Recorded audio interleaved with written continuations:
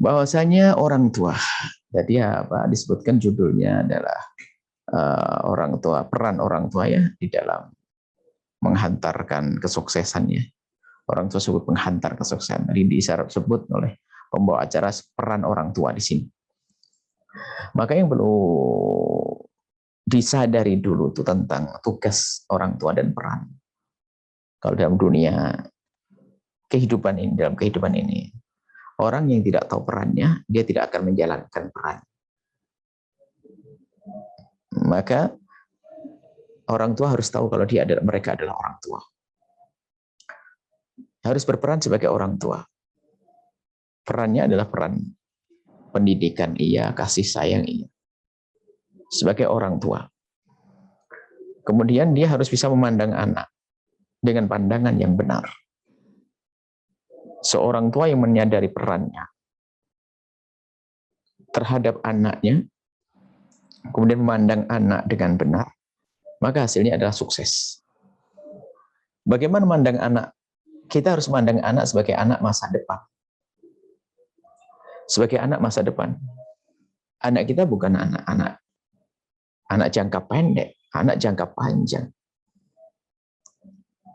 Dan ini hanya berlaku bagi orang yang berakal. Tidak boleh kita memberikan kesenangan kepada anak sesaat lalu besok sakit, nggak boleh. Kalau sekiranya itu bakal membahayakan dari makanan dan sebagainya, kita tahan karena kita menginginkan kebaikan untuk sang anak jangka panjang, bukan terbatas kepada dalam waktu tertentu, tidak, akan tapi jangka panjang. Sehingga di saat flu kita larang minum es dan sebagainya. Kenapa? Kita mengharapkan kebaikannya lebih panjang lagi. Biarpun dia nangis, biarkan menangis, tapi demi kebaikan. Kesadaran seperti ini harusnya dikembangkan. Bukan jangka panjangnya hanya sampai tahun depan, tapi bukan sampai di masa tuanya, tapi harus kita sambungkan dengan pemahaman kita tentang jangka panjang kehidupan nanti setelah kehidupan di dunia. Harus kita hubungkan dengan kehidupan di akhirat. Nah, kalau orang tua menyadari bahwasanya anak kita sebenarnya bukan anak dunia. Dunia akan dilewati oleh mereka. Mau tidak mau mereka harus meninggalkan dunia. Dan bekal yang paling utama untuk anak-anak kita adalah bekal untuk di akhirat nanti. Kita semua beriman akan adanya surga dan neraka. Kita beriman akan adanya hari akhir. Kita beriman akan adanya kehidupan setelah kehidupan di dunia ini. Nah, kalau kita yakin akan adanya kehidupan setelah dunia ini, kenapa kita persiapkan anak kita untuk kehidupan setelah itu juga? Benar kalau kita mempersiapkan anak kita untuk kehidupan di dunia, sehingga kita siapkan usaha agar mereka tidak terlantar, agar kehidupannya di dunia cukup. Itu adalah orang cerdas. Tapi kecerdasannya menjadi terpangkas di saat dia memahami anaknya hanya hidup di dunia saja. Padahal kita yakin, seyakin-yakinnya bahwa setelah kehidupan di dunia ada kehidupan yang panjang. Bahkan panjangnya kehidupan nanti tak berbatas. Bukan sekilas, sepintas saja. Kehidupan yang panjang nanti di akhirat. Nah, sudahkah hal kesadaran semacam ini ada di dalam diri kita sebagai orang tua? Nah, kalau belum ada, nggak bisa menghantarkan anak kita. Sebab salah alamat. Mestinya yang anak kita letakkan, kita titikkan, kita letakkan di jalan untuk meniti jalan yang panjang hingga akhirat. Salah jalan, dilempatkan jalan yang pendek. Karena kita sendiri nggak tahu jalan. Maka kita harus tahu bahwasanya tujuan anak kita harus akhirat nanti, kemuliaan di hadapan Allah Subhanahu wa Ta'ala. Dan ini yang harus selalu ada di hati seorang tua, di benak orang tua, di pikiran orang tua, bahwa anak kita bukan sekedar anak dunia. Adapun kesuksesan di dunia, Allah mengajarkan Rabbana atina fid dunya hasanah. Tapi jangan dipotong sampai sini, wa fil akhirati hasanah. Anak kita boleh menjadi insinyur, menjadi seorang dokter, bukan semuanya harus jadi ustadz kok. Bahkan ustadz pun tidak jaminan selamat kalau ternyata tidak benar pendidikannya. Bisa saja ilmu agamanya untuk cari dunia. Bisa saja. Tapi kalau kesadaran kita untuk akhirat, jadi apapun anak kita akan selamat. Jadi ustadz selamat. Kesadaran anak kita untuk akhirat maksudnya. Kalau kita sadar anak kita adalah anak akhirat, maka lihat, anak kita jadi apapun akan benar. Jadi insinyur, oke, insinyur yang benar. Jadi dokter, bukan dokter yang culas. Bagaimana? Bayangkan Anda mungkin punya anak ingin jadi dokter di surga. Itulah anak Anda. Yang dia takut melakukan keharaman. Wajahnya selalu basah dengan air wudhu. Itu anak Anda. Di sela-sela ditumpukan kitabnya, di dalam tasnya ada mushaf. Kapan ada kesempatan dibaca Al-Quran. Bahkan banyak waktu di saat duduk antara berselawat dengan baca Al-Quran. Bukan untuk iseng. Di saat menjadi dokter mungkin dia akan melakukan operasi, karena dia mungkin seorang spesialis bedah, spesialis yang berat operasi. Ternyata di saat melakukan dia 2 jam, dia bisa menyelesaikan 1 juz Al-Quran. Itulah anak Anda. Bukan asal manusia, bukan asal anak. Artinya bisa dibuat semacam itu. Boleh menjadi dokter ahli surga. Tapi untuk ini perlu kesadaran dari diri. Dari awal, kesadaran apa? Sadari bahwasanya urusan agama walal akhiratu khairul laka minal. Akhirat lebih utama daripada urusan dunia. Nah, untuk menjadikan akhirat lebih penting, ini loh yang kunci sebetulnya. Tapi hari ini orang sadar akhirat, tapi kesadarannya masih kalah dengan kesadaran urusan dunia. Jujur saja. Di Madura, di kampung-kampung dulu. Kita berangkat dari kampung, kelas kampung, di kampungnya. Kalau sudah anaknya ingin kuliah untuk mencari dunia, dibiayai dengan berapa ratus ribu, puluhan juta, bahkan ratusan juta. Dibiayai, uang gedung berapa juta pun mau.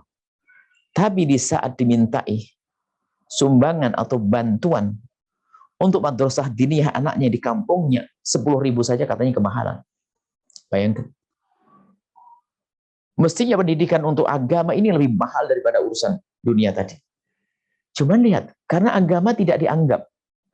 Lebih menganggap urusan dunia, sehingga apa? Kalau menyekolahkan anaknya urusan dunia, Masya Allah, bro, keluar uang banyak. Tapi di saat urusan agama, kurang ada kesadaran. Ditambah lagi apa? Coba. Sekarang mungkin banyak orang tua ingin anaknya sukses. Dikursuskan, habis sekolah, dikursuskan matematik, fisika, dan yang lain. Sampai maghrib bisa. Biayanya pun 500.000 sampai 1 juta, 2 juta mungkin. Tapi adakah kerinduan dari kita untuk mengundang guru agama yang akhlaknya baik, sehingga menjadikan anak kita tawadhu dan bisa baca Al-Quran, ngerti hukum halal haram? Mana? Hampir tidak pernah dipikirkan.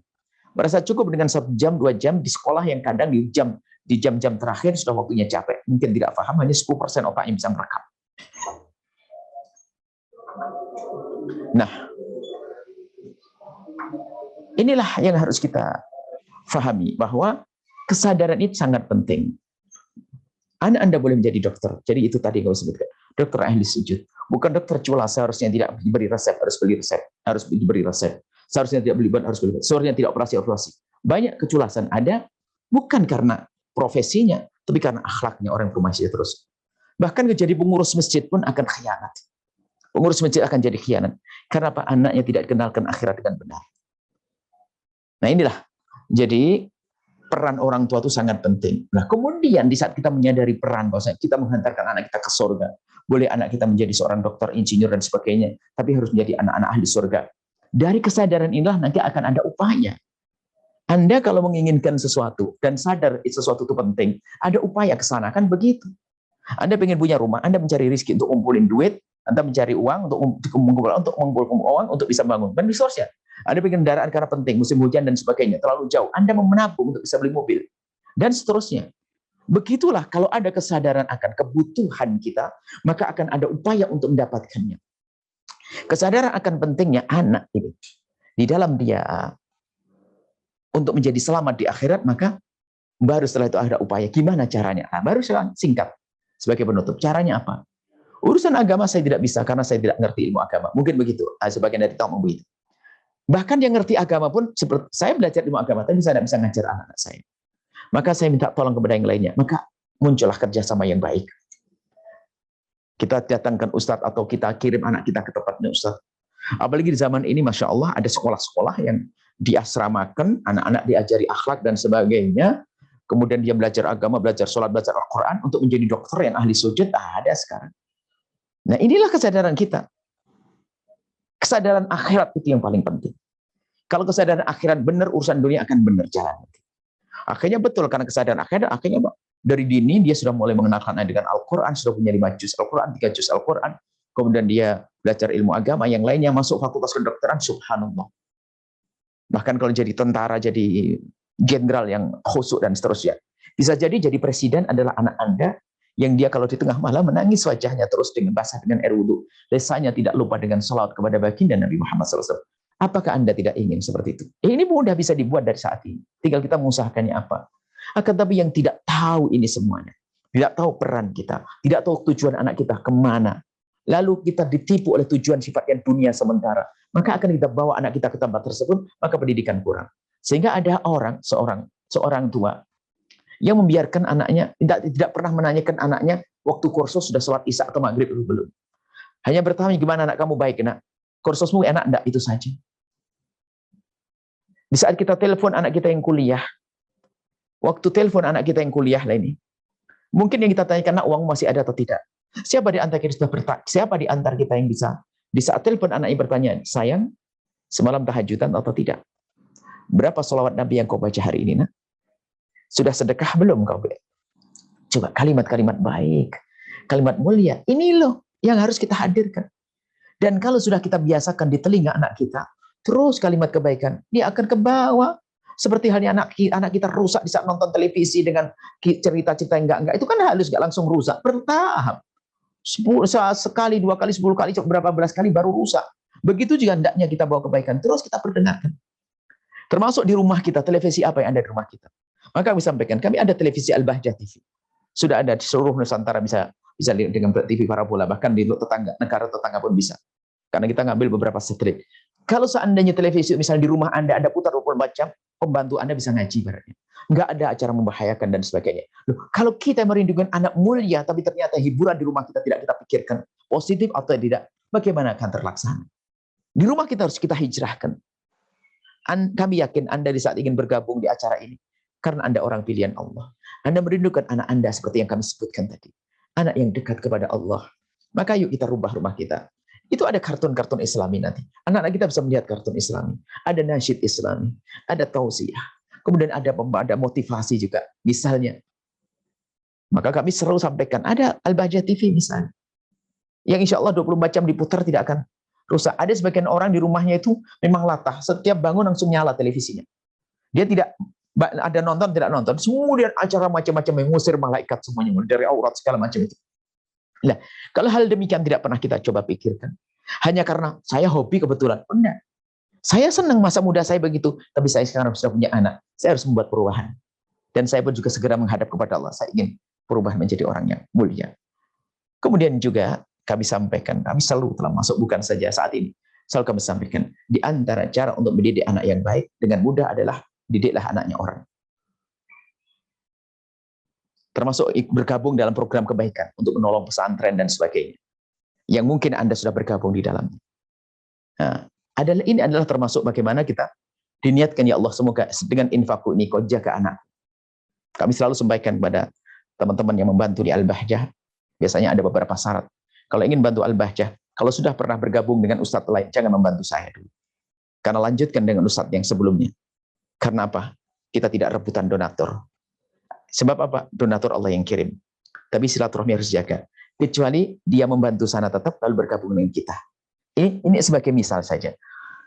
Nah, di sini kita ajak, selalu kita beri motivasi bahwasanya, kalau Anda membantu, lihat, semua anak yang sholat di dalamnya, Anda mendapatkan pahala. Lebih dari itu janji dari Allah. Melalui lisan Rasulullah, Allah fi'anil abdi makanal abdu fi'anil akhi. Kalau ada seorang hamba menjaga, menolong orang lain, maka Allah akan menolong dia. Kalau kita menolong anaknya hamba Allah, maka Allah akan menolong kita. Maka semangat membantu yang lainnya, tapi dengan catatan. Ada lagi catatannya. Kami selalu sampaikan. Banyak, Al-Bahjah itu banyak donatur-donatur. Cuman saya selama beberapa waktu yang lalu, saya lupa mengingatkan bahasanya. Jangan berderma, jangan membantu, kecuali beresi urusan zakatmu dan urusan utakmu. Selalu kami sampaikan. Karena apa? Takut kita menipu, sehingga orang banyak berderma, lupa bahwasanya dia belum membayar zakat, dia masih punya hutang jatuh tempo belum dibayar, maka sedekahnya akan menjadi maksiat. Dan kami khusnudzon bahwasanya, insya Allah yang bergabung di sini ini adalah insya Allah orangnya dibebaskan dari utang, kemudian juga zakatnya sudah diberesi, rezekinya melimpah, kemudian bisa banyak berjuang, kemudian bisa menjadi sebab umat ini semakin berjaya dengan apa yang Anda lakukan, dan juga